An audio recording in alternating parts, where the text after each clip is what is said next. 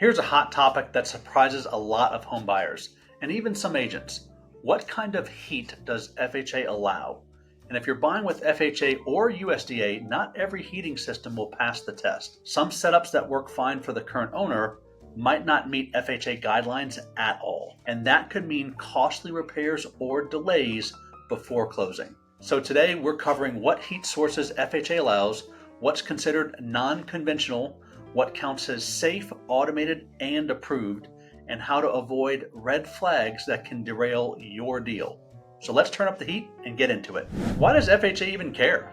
Because FHA loans are government backed, and homes they finance must meet safety and livability standards. That means protecting plumbing from freezing, keeping people warm in cold weather, and making sure heat works automatically, not just when someone flips a switch.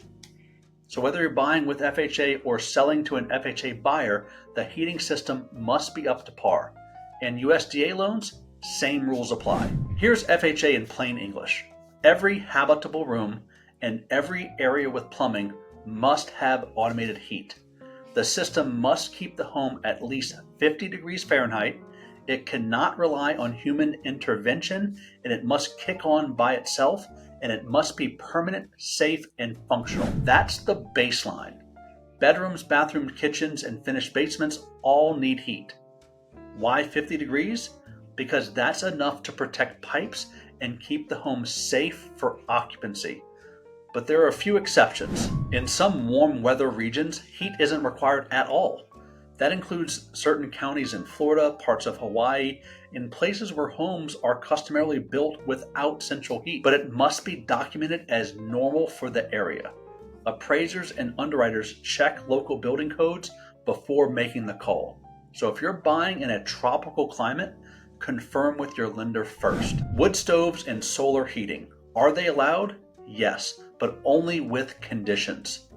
Wood stoves and solar heating systems are fine if they're installed properly. And here's the key. There must also be a conventional automated heat source. That means the backup system must kick on automatically, it must heat the whole house, and it must hold at least 50 degrees. So wood stove alone, not enough. Solar alone, not enough. You need a certified install plus a backup. Floor heaters can qualify if they check all of the boxes. They must heat the entire home adequately, they must be automated, and they must be in good working order. So baseboard, radiant, or wall-mounted electric heat? Yes, if it meets local code and can heat the house to minimum standards. Now for the gray area. Space heaters, wall-mounted gas units, portable propane heaters. These may warm a room, but they rarely pass FHA. Here's the rule. If the system is permanent, code compliant, and automated, maybe it's okay. If it's temporary, portable, or manual, FHA will require a conventional system. Safety comes first, so anything that risks fire, gas leaks, or carbon monoxide, expect it to be flagged. So pro tip, if you see a space heater in the living room, assume it won't qualify. Propane heat is allowed if it's safe.